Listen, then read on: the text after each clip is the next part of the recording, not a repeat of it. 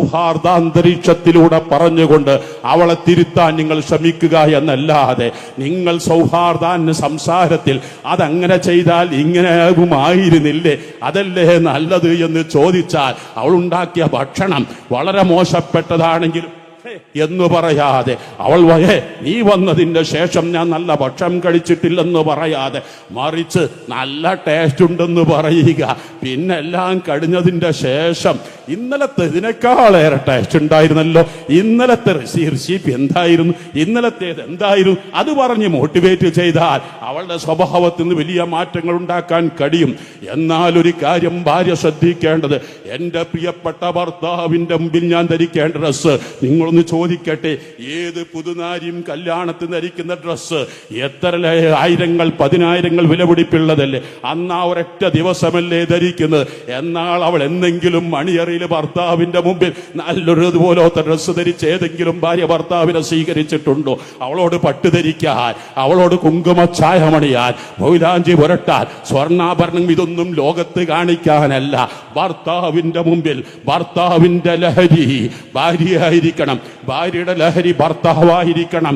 അങ്ങനെ പരസ്പരം ആസ്വാദനവും സമാധാനവും കൊടുക്കുന്ന ഒരവസരം ഇതാണ് മഅ്ദിൻ ചെയ്തുകൊണ്ടിരിക്കുന്നത്.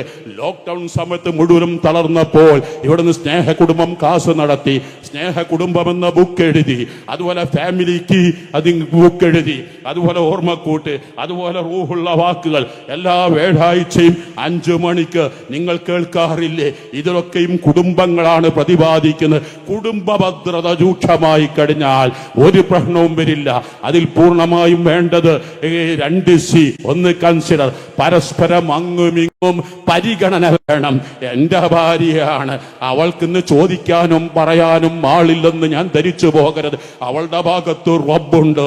ഞാൻ അവളെ വേദനിപ്പിക്കുന്ന ഒരു വാക്ക് പറഞ്ഞാൽ റബ്ബെന്നെ ചോദ്യം ചെയ്യുമെന്ന ബോധമുണ്ടെങ്കിൽ അവളോട് മാന്യമായി ഞാൻ പെരുമാറണം.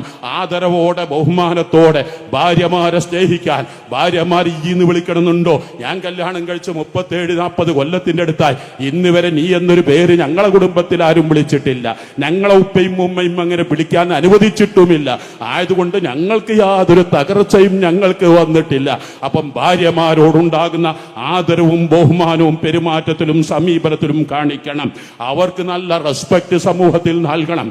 പോരാ, രക്ഷിതാക്കളും മക്കളും തമ്മിൽ ഇന്ന് മക്കൾക്ക് ഉപ്പമാരെ കിട്ടുന്നില്ല, അച്ഛനമ്മമാരെ കിട്ടുന്നില്ല.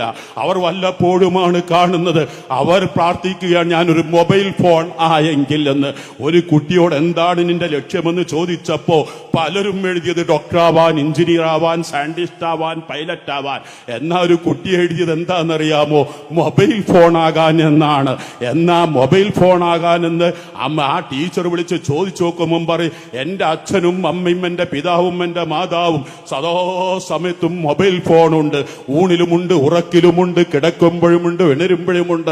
അപ്പൊ ഞാനൊരു മൊബൈൽ ഫോൺ ആയിരുന്നുവെങ്കിൽ എന്റെ അച്ഛനും എന്റെ അമ്മയും എന്നെ സദാ സമയത്തും കൊണ്ടു നടക്കുമായിരുന്നില്ലേ? ഈ ഭാര്യ ഈ വിവരം ഭർത്താവിനോട് പറഞ്ഞപ്പോ ഭർത്താവ് ഭാര്യയോട് പറഞ്ഞു, നീ അതിനെന്തിന് കരയണം, അതിന് വിഷമിക്കണം. ഏതോ ഒരു കുട്ടിക്ക് അങ്ങനെ തോന്നിയതിന്. അപ്പോഴാണ് ഭാര്യ പറയുന്നത്, ഏതാണ് ആ കുട്ടി എന്നറിയാമോ? നമ്മുടെ രണ്ടാളുടെയും മകളാണെന്ന് മനസ്സിലാക്കണം. ഇവിടെയാണ് മൊബൈലിൽ നടക്കുന്ന സ്ഥാനം പോലും കുട്ടികൾക്ക് കൊടുക്കുന്നില്ല എന്ന്. കുട്ടികളുടെ എല്ലാ സ്വകാര്യ ദുഃഖങ്ങളും സുഖദുഃഖങ്ങളും പറയാൻ ഉമ്മയും ഉപ്പയും സന്നദ്ധരാവണം. അത് സ്വകാര്യങ്ങളും എല്ലാം കേൾക്കാൻ തയ്യാറാവണം. അപ്പോഴേ കാര്യം നടക്കുകയുള്ളൂ. ഞാനൊരു ഉദാഹരണം പറഞ്ഞു നിർത്തട്ടെ. അഷ്റഫുൽ ഖൽഖ് സ്വല്ലല്ലാഹു അലൈഹി വസല്ലം തങ്ങളിൽ നിന്ന് നിങ്ങൾ പാഠം ഉൾക്കൊണ്ടേണ്ടതില്ലേ? അവിടുത്തെ പേരമക്കളുമായി മക്കളുമായി ഉണ്ടായിരുന്ന സൗഹാർദ്ദ ബന്ധം. സൈന ഹസൻ റളിയല്ലാഹു അൻഹു, ഹുസൈൻ റളിയല്ലാഹു അൻഹു, അവിടൊക്കെ മുമ്പിൽ അഷ്റഫുൽ ഖൽഖ് സ്വല്ലല്ലാഹു അലൈഹി വസല്ലം സുജൂദിൽ കിടക്കുന്ന പോലെ പേരമക്കൾ കയറി ആട്ടുംപുറത്ത് കയറി അല്ലെങ്കിൽ ആനപ്പുറത്ത് കയറി കളിക്കുന്ന പോലെ മുത്തുനബി ചെയ്തെങ്കിൽ ഞാനും നിങ്ങളും ഒരിക്കൽ ചെയ്തിട്ടുണ്ടോ? ഒന്നുകൂടി പറയട്ടെ. അവിടുത്തെ മകൾ ഫാത്തിമത്തു റൂഹുൽ മാനി തഫ്സീറിൽ കാണാം. നിങ്ങൾ മനസ്സിലാക്കണം, സെക്സ് എന്ന് തോന്നുന്ന ഞാനും നിങ്ങളും കുറ്റപ്പെടുത്തുന്ന കാര്യം പോലും ഒരവസരത്തിൽ ഫാത്തിമത്തു സഹ്റ റളിയല്ലാഹു അൻഹായോട് അവിടുത്തെ ആയിഷ അഷ്റഫുൽ ഖൽഖ് സ്വല്ലല്ലാഹു അലൈഹി വസല്ലം തങ്ങളുടെ പ്രിയ പത്നി ഉമ്മുൽ മുഅ്മിൻ ആയിഷത്തു തുഹ്റ റളിയല്ലാഹു അൻഹ പറയുകയായി, എല്ലാ നിങ്ങളുടെ ഉപ്പ കല്യാണം കഴിച്ചത് എല്ലാവരും വെർജിൻ അട്ടപ്പ നഷ്ടപ്പെട്ടതല്ലേ, കന്യകസ്ഥാനം നഷ്ടപ്പെട്ടതല്ലേ. എന്നെ മാത്രല്ലേ ലം യതസവ്വജ് ബിക്റൻ ഇല്ലാ ആയിഷ, ഭാര്യമാർ ഞാൻ മാത്രമല്ലേ ബിക്ർ കന്യക. അപ്പൊ നിങ്ങളെ ഉമ്മയേക്കാൾ എനിക്കിഷ്ടം ഞാനാണ്. ഇത് എന്റെയും നിങ്ങളുടെയും കുട്ടികൾ പറഞ്ഞ അത് ചക്കളത്തി എന്നാണല്ലോ നമ്മൾ വിളിക്കുക, വർറത്ത് എന്നാണല്ലോ അറബിയിൽ പറയാ. ആ അപ്പം ചെരുപ്പൂരി തല്ലൂല, തള്ള എവിടെ വന്നിട്ട് ഈ ഇന്നപ്പോ എന്ന് പറയില്ലേ. പക്ഷേ ഫാത്തിമ ബീക്കൊരു ധൈര്യമുണ്ട്, എനിക്കെന്തും എന്റെ ഉപ്പയോട് പറയാം. ഉപ്പ അത് സെക്സായി തട്ടൂല, ഉപ്പ അതിന് എന്നെ ദേഷ്യം പിടിക്കില്ല. അങ്ങനെ ഫാത്തിമത്തു റളിയല്ലാഹു അൻഹ ഉപ്പായുടെ മുമ്പിൽ വന്നു, വിഷയം പറഞ്ഞു. മുത്തബിഹേ ഇതൊന്നും പറയാൻ പാടില്ലെന്നല്ല, ചിരിച്ചു കേട്ടു. മകളോട് പറഞ്ഞു കൊടുത്തു, ഇനി എളാമയെ കാണുമ്പോൾ ചോദിക്കണം, ഒരു പെണ്ണിനെയും അന്യ പെണ്ണിനെ കാണുന്നതിന്റെ മുമ്പ്, അന്യ പെണ്ണിനെ തൊടുന്നതിന്റെ മുമ്പ് അഷ്റഫുൽ ഖൽഖ് സ്വല്ലല്ലാഹു അലൈഹി വസല്ലം ഉപ്പായുടെ ഫ്രഷ്നസ്, ഉപ്പായുടെ കന്യകത്വം കിട്ടിയത് ആർക്കാണ്? എന്റെ ഉമ്മക്കല്ലേ. അത് ലോകത്താർക്കെങ്കിലും കിട്ടിയിട്ടുണ്ടോ? ഉപ്പായുടെ ഫ്രഷ്നസ് ആണോ വലുത്? അല്ല, എളാമയുടെ ഫ്രഷ്നസ് ആണോ? തമാശ രൂപത്തിൽ ഇങ്ങനെ കുട്ടികളുമായി സംവദിക്കാൻ, കുട്ടികളുമായി എല്ലാ വിഷയത്തിനും സമയം കണ്ടെത്തണം എന്ന് മാത്രം പറഞ്ഞ് ആ ഭാഗം ഞാൻ അവസാനിപ്പിക്കുകയാണ്. പ്രിയപ്പെട്ടവരോട് ഇന്ന് നേരിടുന്ന മറ്റൊരു വലിയ പ്രശ്നമാണ് ഇവിടെ ജനറേറ്റ് കുറയുന്നു എന്നത്. കഴിഞ്ഞ ഫെബ്രുവരി 7 നമ്മുടെ ധനകാര്യ മന്ത്രി ബജറ്റ് അവതരിപ്പിച്ച് നിങ്ങൾ ശ്രദ്ധിച്ചിട്ടില്ലായിരുന്നു. 2024 പിറന്ന കുഞ്ഞുങ്ങൾ 3,35,000 ആണെങ്കിൽ 10 കൊല്ലം മുമ്പ് പിറന്നിരുന്ന കുഞ്ഞുങ്ങളുടെ എണ്ണം എത്രയായിരുന്നു? നിങ്ങളൊന്ന് മനസ്സിലാക്കണം. 5,50,000-ത്തോളമായി 2 ലക്ഷം കുഞ്ഞുങ്ങളാണ് കേരളത്തിൽ ഈ 10 വർഷം കൊണ്ട് പിറന്നത്.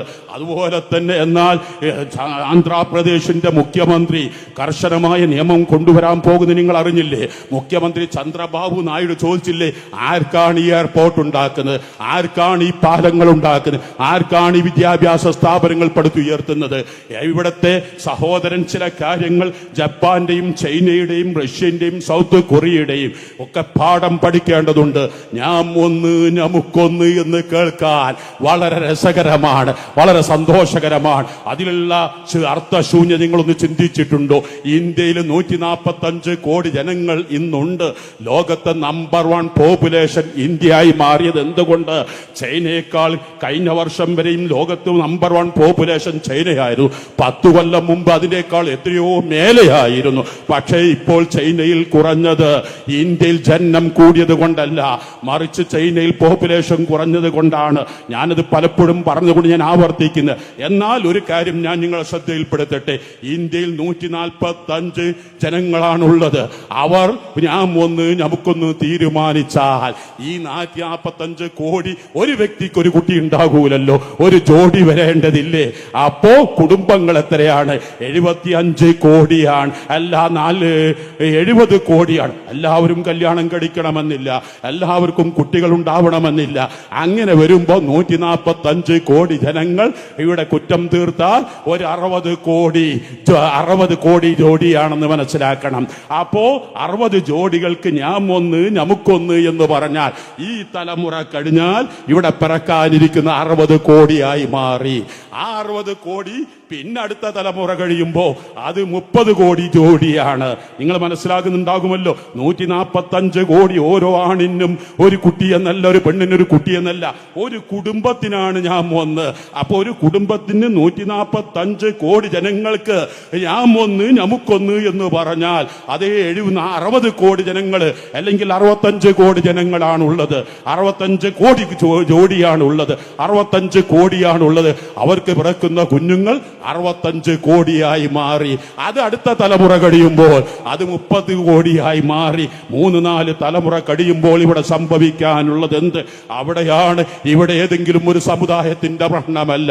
അവിടെയാണ് ചന്ദ്രബാബു നായിഡു പ്രഖ്യാപിച്ചത്, അടുത്ത ലോക്കൽ ഇലക്ഷൻ ആകുമ്പോൾ 2-ൽ കൂടുതൽ കുട്ടികൾ ഉണ്ടെങ്കിലേ ഇലക്ഷനിൽ മത്സരിക്കാൻ പറ്റൂ എന്ന് തീരുമാനം കൊണ്ടുവരുമെന്ന് പറഞ്ഞത്. അഷ്റഫുൽ ഖൽഖ് സ്വല്ലല്ലാഹു അലൈഹി വസല്ലം പ്രഖ്യാപിച്ചത്. ഇവിടെ മുസ്ലിം സമൂഹത്തിലും കുട്ടികൾ കുറഞ്ഞു വരുന്ന ഭവിഷ്യത്തുണ്ട് എന്ന് ഞാൻ സാന്ദർഭിക സാന്ദർഭികമായി ഉണർത്തുകയാണ്. അതോടുകൂടെ തന്നെ ഉണർത്താൻ വളരെ പ്രധാനപ്പെട്ട ഒരു കാര്യം, സോഷ്യൽ മീഡിയ ഉപയോഗങ്ങൾ, വിദേശ പ്രചരണങ്ങൾ. സോഷ്യൽ മീഡിയ ധാരാളം ഉപകാരം ചെയ്യുന്നുണ്ട്. പക്ഷേ ഒരു കാര്യം മനസ്സിലാക്കണം, വിദേശ വാക്കുകൾ, പ്രവർത്തനങ്ങൾ, ചിന്തകൾ ജീവിതത്തിൽ ഒരിക്കലും സംഭവിച്ചു പോകരുത്. ആരെയും തെറ്റി